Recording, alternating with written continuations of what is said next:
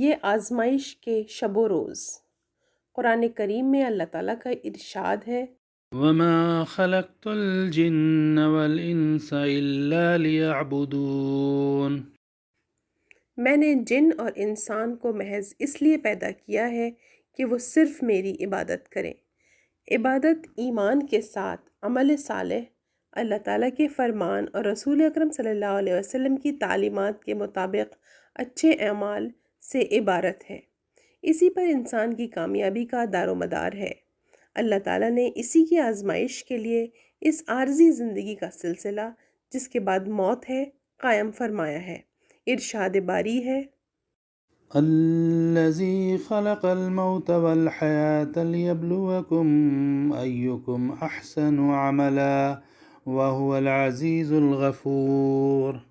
وہ جس نے موت و حیات کو پیدا کیا تاکہ وہ تمہیں آزمائے کہ تم میں سے کون عمل میں زیادہ اچھا ہے، اور وہ زبردست ہے، خوب بخشنے والا۔ دوسری جگہ ارشاد ہے، هل أتى على الإنسان حين من الدهر لم يكن شيئا مذكورا إنا خلقنا الإنسان من نطفة أمشاج نبتليه فجعلناه سميعا بصيرا۔ یقیناً ہر انسان پر زمانے سے ایک ایسا وقت گزر چکا ہے جب وہ کوئی قابل ذکر شے نہ تھا۔ بے شک ہم نے انسان کو مخلوط نطفے سے پیدا کیا، ہم اسے آزمانا چاہتے ہیں، اس لیے ہم نے اس کو سننے دیکھنے والا بنایا ہے۔ آزمائش کے نقطہ نظر سے اس آیت میں دو باتیں قابل غور ہیں۔ نمبر 1، انسان کا مخلوط نطفے سے بنایا جانا اس لیے اہم ہے کہ اس طرح مختلف صلاحیتوں کے انسان، مرد و عورت پیدا ہوتے ہیں جو ایک دوسرے کی آزمائش کا ذریعہ بنتے ہیں، جیسا کہ ارشاد ہے، وَجَعَلْنَا بَعْضَكُمْ لِبَعْضٍ فِتْنَةً أَتَصْبِرُونَ وَكَانَ رَبُّكَ بَصِيرًا۔ اور ہم نے تمہیں ایک دوسرے کے لیے آزمائش بنا دیا، کیا تم صبر کرو گے؟ تمہارا رب سب کچھ دیکھنے والا ہے۔ دوسری جگہ ارشاد ہے، وَهُوَ الَّذِي جَعَلَكُمْ خَلَائِفَ الْأَرْضِ وَرَفَعَ بَعْضَكُمْ فَوْقَ بَعْضٍ دَرَجَاتٍ لِيَبْلُوَكُمْ فِيمَا آتَاكُمْ إِنَّ رَبَّكَ سَرِيعُ الْعِقَابِ وَإِنَّهُ لَغَفُورٌ رَحِيمٌ۔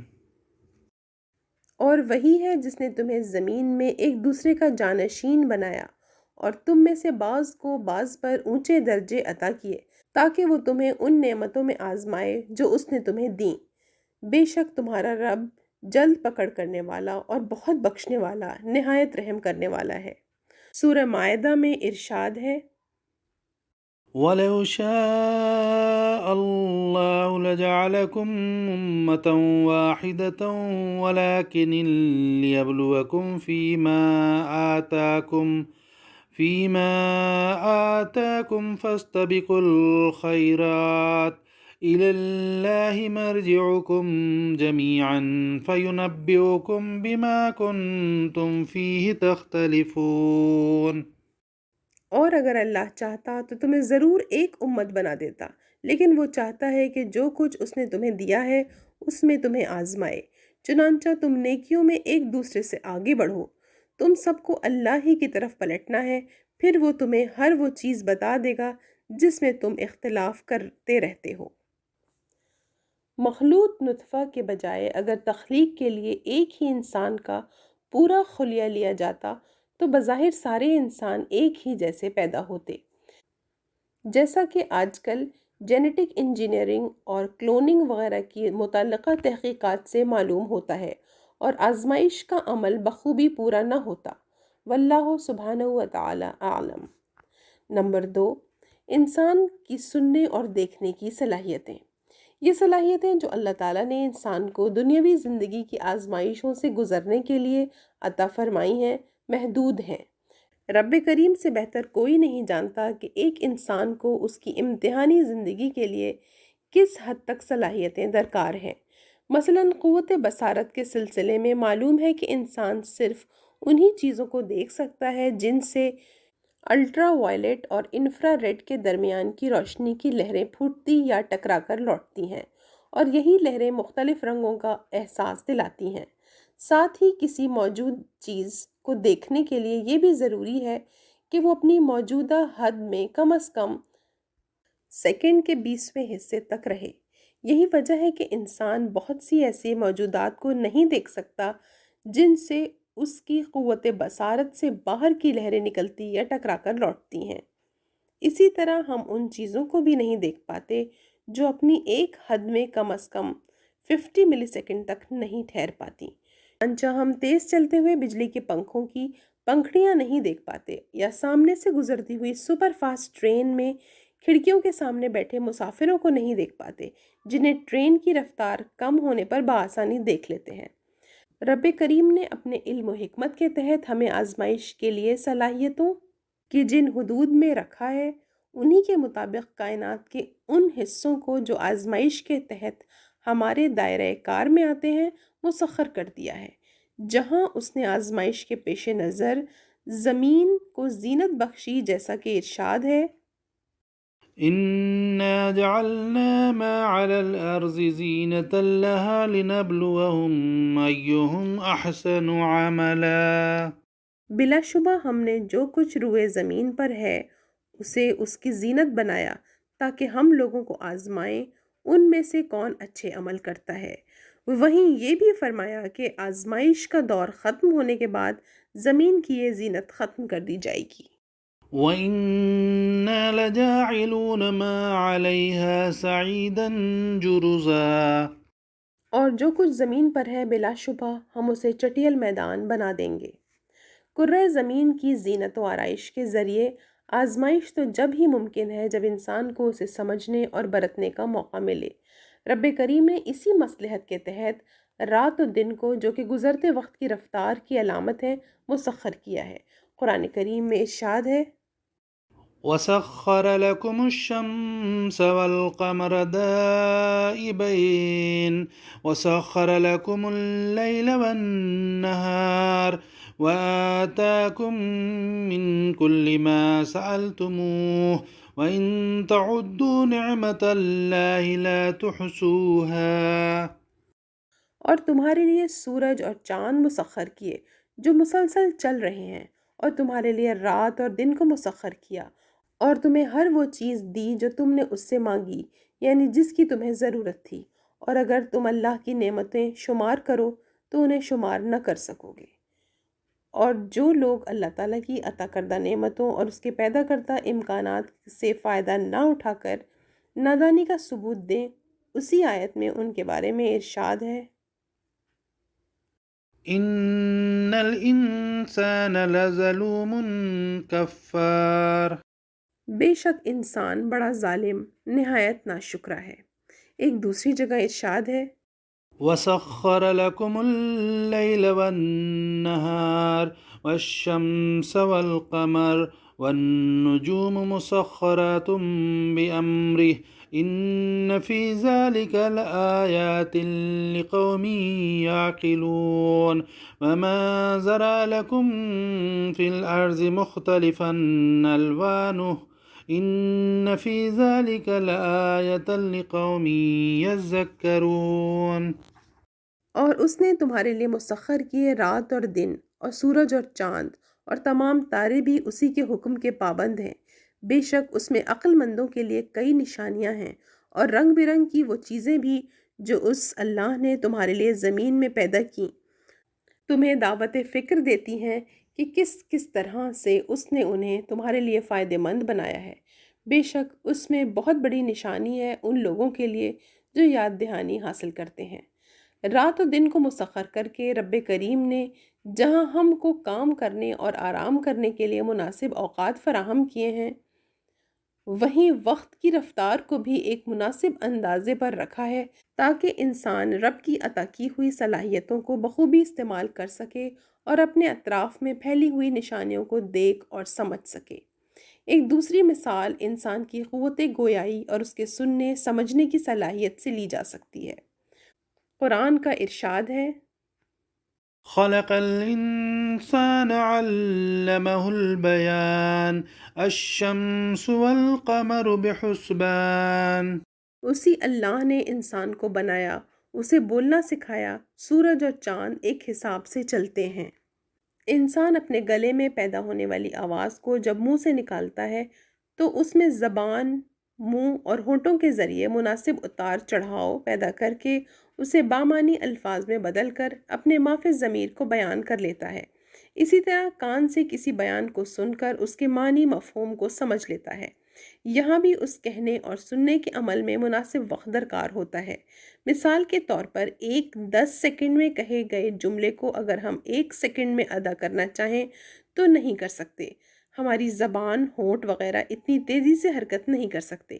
اسی طرح اس 10 سیکنڈ میں کہے گئے جملے کو کسی سی ڈی وغیرہ میں محفوظ کر لیا جائے، پھر اس سی ڈی کو تیز چلا کر اس جملے کو 1 سیکنڈ میں سنا دیا جائے تو یہ سنی ہوئی آواز بے معنی ہو کر رہ جاتی ہے۔ ہمارا دماغ اسے بامعنی انداز میں سننے اور سمجھنے سے قاصر رہتا ہے۔ ان مثالوں سے یہ وضاحت مقصود ہے کہ رب کریم نے اس دنیاوی زندگی میں آزمائشوں کے لیے ہمیں جو صلاحیتیں عطا کی ہیں، انہی کے حساب سے ہمارے ماحول کو بھی بنایا ہے۔ رب کریم ہی ہمارا نگراں و ممتحن ہے۔ ہماری آزمائشوں کے اعتبار سے اس نے جو ماحول کو مسخر کیا ہے تو یہ ہماری ضرورت ہے، ورنہ وہ تو نہایت باخبر اور باریک بھی ہے۔ وَهُوَ اللطیف الخبیر، سورہ ملک آیت نمبر 14، ان اللہ لطیف خبیر، سورہ لقمان آیت نمبر 16۔ اگر 1000 سال یا اس سے بھی زیادہ عرصہ ایک دن میں سمٹ جائے تو بھی وہ اس میں گزرتے ہوئے سارے معاملات کو سنبھالتا، بخوبی دیکھتا اور جانتا ہے۔ قرآن میں ارشاد ہے، يدبر الأمر من السماء إلى الأرض ثم يعرج إليه في يوم كان مقداره ألف سنة مما تعدون ذلك عالم الغيب والشهادة العزيز الرحيم. وہی اللہ آسمان سے زمین تک سارے معاملے کی تدبیر کرتا ہے، پھر ایک دن میں جس کی مقدار تمہارے شمار کے مطابق 1000 سال ہے، وہ معاملہ اوپر اس کے پاس جاتا ہے اور وہ مدبر ہی چھپے اور ظاہر کا جاننے والا، نہایت غالب، خوب رحم کرنے والا ہے۔ اس کی وضاحت ایک حدیث سے بھی ہوتی ہے جس میں ارشاد ہے، رات کے اعمال اس کو دن سے پہلے پہنچ جاتے ہیں اور دن کے اعمال رات سے پہلے۔ اس سے رب کریم کی حکمت و باریک بینی کی ایک مثال سامنے آتی ہے۔ آخرت کے بارے میں غیر سنجیدہ سوالات کے سلسلے میں ارشاد ہے، تعرج الملائكة والروح إليه في يوم كان مقداره 50,000 سنة فاصبر صبرا جميلا إنهم يرونه بعيدا ونراه قريبا. فرشتے اور روح جبریل اس کی طرف چڑھتے ہیں ایک دن میں جس کی مقدار 50,000 سال کی ہے، بس آپ اچھی طرح صبر کیجئے، بے شک وہ لوگ اس کو یعنی آخرت کو دور دیکھتے ہیں اور ہم اسے قریب دیکھتے ہیں۔ بظاہر وقت کو ہماری ضرورتوں کے مطابق پھیلا دیا گیا ہے، جیسے کھیلوں کی کمنٹری کے دوران اکثر 1 سیکنڈ کے کسی حصے میں ہوئے عمل کو کئی سیکنڈوں پر پھیلا کر دکھایا جاتا ہے تو ہر دیکھنے والا اس عمل کی باریکیوں کو دیکھ اور سمجھ لیتا ہے۔ آخرت میں جب وقت اپنے صحیح انداز پر ہوگا تو دنیاوی زندگی جو عام طور پر 60-70 سالوں پر محیط ہوتی ہے، ایک ساعت معلوم ہوگی، لیکن اس ساعت میں گزرے ہوئے معاملات کی تفصیلات کا علم ہوگا۔ آپس میں ایک دوسرے کو پہچانتے ہوں گے۔ انبیاء کی یاد دہانی کو نہ ماننے والوں اور دنیا کے مقابلے میں آخرت کو اہمیت نہ دینے والوں کے بارے میں قرآن کریم میں ارشاد ہے، ويوم يحشرهم كأن لم يلبثوا إلا ساعة من النهار يتعارفون بينهم قد خسر الذين كذبوا بلقاء الله وما كانوا مهتدين. اور جس دن اللہ ان کو اکٹھا کرے گا اس دن وہ محسوس کریں گے کہ گویا بس وہ دن کی ایک گھڑی رہے۔ آپس میں ایک دوسرے کو پہچانتے ہوں گے۔ نامراد ہوئے وہ لوگ جنہوں نے اللہ کی ملاقات کو جھٹلایا اور وہ ہدایت حاصل کرنے والے نہ بنے۔ دوسری جگہ اللہ تعالیٰ ارشاد فرماتے ہیں، فاصبر كما صبر أولو العزم من الرسل ولا تستعجل لهم كأنهم يوم يرون ما يوعدون لم يلبثوا إلا ساعة من نهار بلاغ فهل يهلك إلا القوم الفاسقون۔ تو اے نبی آپ صبر کریں جس طرح اولو العزم رسولوں نے صبر کیا، اور ان کے لیے آخرت کا فیصلہ جلدی طلب نہ کریں، گویا کہ وہ جس دن اس فیصلے کو دیکھیں گے جس کا ان سے وعدہ کیا جاتا ہے، تو سمجھیں گے کہ وہ دنیا میں دن کی بس ایک گھڑی ہی ٹھہرے۔ یہ تو پیغام پہنچا دینا ہے، بالآخر تباہ تو وہی ہوں گے جو نافرمانی کرنے والے ہیں۔ جبکہ اہل ایمان کا حال انبیاء کی تعلیمات اور کتاب اللہ کی روشنی میں کفار سے مختلف ہوگا، جہاں کفار اس امتحانی مدت کے نہایت مختصر ہونے کا احساس کر کے اس میں اپنی لاپرواہی اور بدعملی پر نادم اور بدحواس ہوں گے، وہیں اہل ایمان سمجھ رہے ہوں گے کہ یہ سب کچھ اللہ تعالیٰ کے طے شدہ پروگرام اور انبیاء کی دی ہوئی تعلیمات کے مطابق ہو رہا ہے۔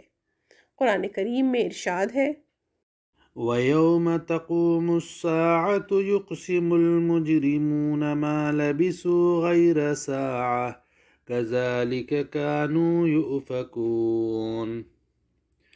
وَقَالَ الَّذِينَ أُوتُوا الْعِلْمَ وَالْإِيمَانَ لَقَدْ لَبِثْتُمْ فِي كِتَابِ اللَّهِ إِلَى يَوْمِ الْبَعْثِ فَهَذَا يَوْمُ الْبَعْثِ وَلَكِنَّكُمْ كُنْتُمْ لَا تَعْلَمُونَ۔ اور جس دن قیامت قائم ہوگی مجرم قسمیں کھائیں گے کہ وہ دنیا میں گھڑی بھر کے سوا نہیں ٹھہرے، اسی طرح وہ دنیا میں بہکے رہے۔ اور جن لوگوں کو علم اور ایمان دیا گیا وہ کہیں گے یقیناً تم تو جیسا کہ اللہ کی کتاب میں ہے دوبارہ اٹھانے کے دن تک ٹھہرے رہے، بس یہی دوبارہ اٹھنے کا دن ہے، لیکن تم تو اسے حق نہیں جانتے تھے۔